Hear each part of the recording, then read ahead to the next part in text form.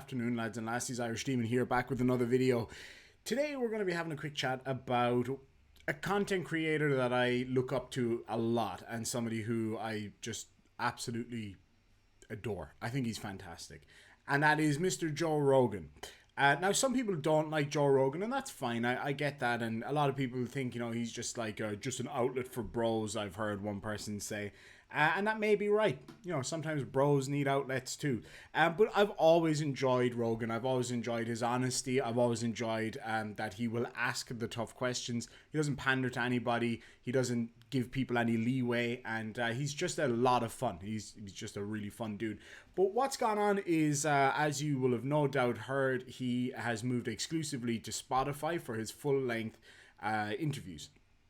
Now, there has been some issues already with the whole move to Spotify. For example, Spotify didn't have his what's his name? Fucking Alex Jones. God, my brain. Interdimensional aliens. He didn't have the Alex Jones podcast, for example, on Spotify. I'm not sure if it's there now, but he definitely didn't have it. And that caused a bit of an issue. And a lot of people were saying that he was a sellout and all this kind of stuff. We'll get into all that in just a bit. But this one, anyway, is the same title as the title of this video. Joe Rogan fans outraged after podcast moves exclusively to Spotify. So this comes from Dexerto.com, and I'll just give you a quick read of this one.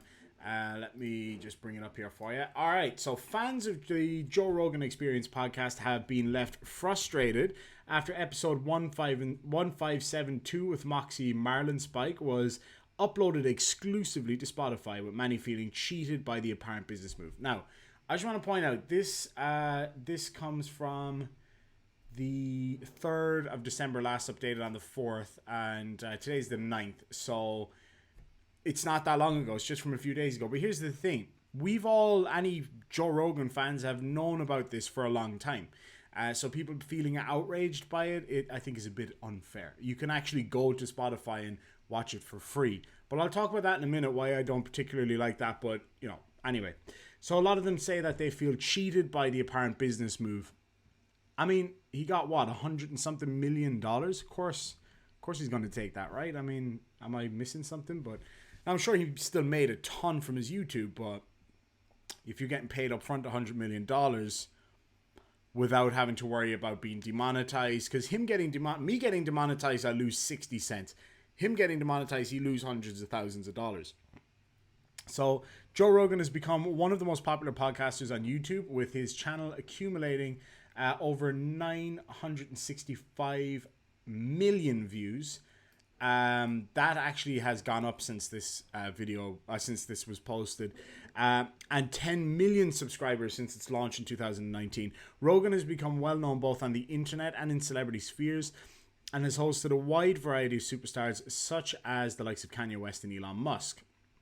However, many grew concerned back in May after he announced that the podcast would be moving exclusively to Spotify. Up until now, episodes have been accessible in full, along with highlights on the Joe Rogan Experience YouTube channel. But as of December the 2nd, full episodes of the podcast are exclusively available on Spotify in highlight clips from recent videos that have been uploaded to YouTube. The description reads, "The clip is taken from the Joe Rogan Experience, number 1572 of Moxie Marlin Spike, now exclusively on Spotify." So I did have a look at the comment section. I thought it would be like, a lot of hate in there. Honestly, there's really not that much. There's the usual amount of dislikes, I guess. And there's a few comments of people saying, I don't like that you moved, but I understand why, etc., etc. So in the comment section of the YouTube clip, fans released their frustration towards the exclusive move. "It's been a hell of a ride, guys. See ya," one viewer said. And one fan said bye to the podcast with their comment, "This feels like a breakup and I feel cheated for a richer guy. Bye, JRE." Now, I've got a small problem with that. So I'm a premium YouTube subscriber because most of my entertainment comes from YouTube. So I don't see ads anyway, which is another thing. I click on a video and it's like, but before you do, check out this message from Skillshare. That, I see why people need to do that. Don't get me wrong. YouTube does not pay content creators enough. And I'm cool with that. That's okay. It's important because if they can't have that advertising and they can't do what they're doing, then they can't keep up with their demand and what they need to do. It is not easy sitting here making YouTube videos all day. It simply isn't. So any bit of revenue helps a lot, and so it's important. This is a business after all. He's running a serious business here. So another disappointed viewer revealed that while they tried listening to the show on Spotify, they couldn't handle the 10 straight minutes of ads, and said they would not be paying for a premium account just to listen to one podcast. With the greatest respect in the world, that sounds like a you problem, bro. I'm sorry, but look, you're talking about these episodes that last, 2.5 hours? And it's free entertainment. You're getting one of the best, I think the highest rated podcaster ever, and one of the earliest podcasters ever, with these awesome guests. And you're hearing them directly live with no filter. You're hearing exactly what these people have to say. If you got to sit through a few minutes of ads to access that material, you're not paying for it. You're not paying for a premium account, as you've said yourself. So why should you just automatically get that for free? And this is a problem that I've experienced in a former life, in former careers as a photographer. And I can see Johnny O right now, and I know he's going to say it's the exact same with music, where people try to pay you in exposure. Oh, come and photograph my event and we'll tag you. And it's like, well, no, because it's going to take 10 hours of work to edit your event afterwards, etc., etc. So it is a big problem in the entertainment kind of industry, photography, music, doing this kind of stuff. It's unfair, really. I mean, you're talking about somebody who has invested a lot of time, because he does, I think, Monday to Thursday every week without fail, and he gets these amazing people onto his podcast, and you want that for free. I think it's because people are used to getting it for free. I remember the days before satellite TV, before we never really had cable as such in Ireland, way before the internet was a reasonable thing, way before Netflix and all that stuff, when my mom used to go into the city and queue up to pay for the multi-channel. Now, I know the Irish people in the crowd here are probably thinking, oh yeah, I remember the multi-channel. I mean, what makes you think that you have the right to get all of this stuff for free? Now, my stuff, fine, I don't care, you know what I mean? Some of you will have to look at an ad before you go onto this channel. It's no big deal. I have had people comment in my comment section, oh, I wanted to watch this, but I don't click on videos with ads. I have no control over that. Unless I demonetize my video just to suit people who don't want to wait 10 seconds to click skip ad. Some people watch the ads to support channels. Some people don't. Whatever. It's totally up to you. I don't care. Not that I don't care, I just don't mind. I mean, I don't make a lot of ad revenue at all. I make literally a few cents per video, so it makes no difference to me whatsoever. But when you've got 10 million views on your video, it does make a difference. So anyway, moving on. Rogan has previously spoken out about his good relationship with Spotify. Yeah, whatever. The move over to Spotify certainly brought some dissatisfaction among fans of the show, though precisely how much impact this will have on his audience numbers remains to be seen. Yeah, well. Alright, that's all that stuff. So, like, here's the thing, right? He has a very loyal following. I wouldn't call myself like a fan. Oh, well, I am a fan, but I wouldn't be like one of these loyal fans that sits and waits for his show to go up or whatever. I just catch it when I catch it kind of thing, and usually not live or whatever, and that's fine. But here's the thing. And it's something that I think a lot of YouTubers have to deal with. And something that I think a lot of people forget is, while I and Joe Rogan, I'm sure, and a lot of other content creators absolutely love what they're doing, and I mean this with the greatest respect in the world. I'm not trying to be disrespectful to anybody here, but we don't owe people anything. We do this for the love of it. And if we are lucky enough to make it into a business, then so be it. It's great. And I love interacting with you guys, and especially, you know, people who've been here for a long time, those who've just joined. I love it. I love having these conversations. I love when I see a new comment come up from a person that I've never seen before, because it means to me that my videos had an impact to some extent on you, and you've gone out of your way to comment. I enjoy interacting with people, and also it helps me, it helps the algorithm, etc. So do leave a comment down below if you like what you see. But at the end of the day, YouTube creators, they don't owe you anything. The big creators especially, they don't owe you anything. Especially somebody like Joe Rogan, who's providing this awesome content. Like Alex Jones, crazy dude, but a lot of fun, really entertaining. He's had on that lady from that church that screams horrible abuse at people. He's had on like Ben Shapiro, that was a big show. Like, I'm not a huge fan of Ben Shapiro, don't get me wrong.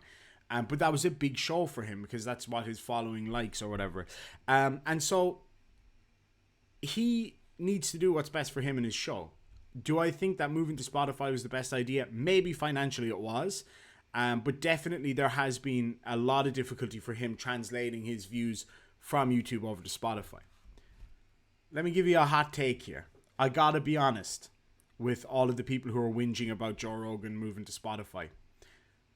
3 simple words. Get over yourself.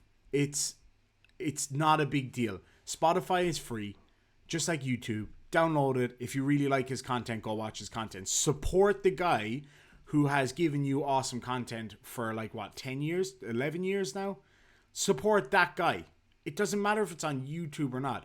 And this is a problem with people on YouTube, man. People on YouTube get really, really salty about this kind of shit. I put up a video the other day about my fish tanks because people wanted to see that. Some people know that I have fish tanks, wanted to see it. I knew it wasn't going to be a viral video that everybody would want to watch. Of course not. It's not for everybody. Then I had one guy saying, why are you putting out this kind of stuff? We deserve much better. And I'm like, hold on a sec, dude. You don't deserve anything. I put out what I put out because I like to put it out. And the fact that you guys love it makes me happy. I don't put it out because it's something that I know you guys will love. But when I do put it out and I find out that you do like my content, it makes me really, really happy. So it's kind of like it's a healthy standard there. It's a healthy medium. Anyway, let's have a look over here. So I had a look on Social Blade because, that gives you a good indication. And wow, the numbers are amazing. Okay, let me just bring it up here for you. So Powerful JRE uploads 171. So obviously that's a huge drop. Where there would have been probably thousands of videos. Subscribers 10.1 million. So he also just got that.